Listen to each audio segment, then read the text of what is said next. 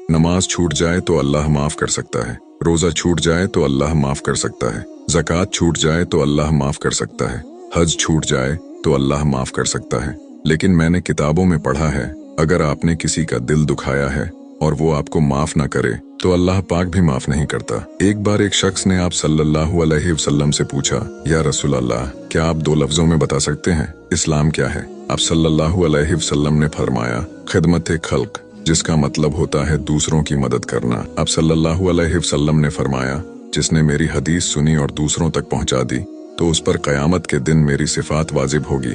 अल्लाह उसके चेहरे को रोशन करता है जो हदीस सुनकर उसको आगे शेयर करता है।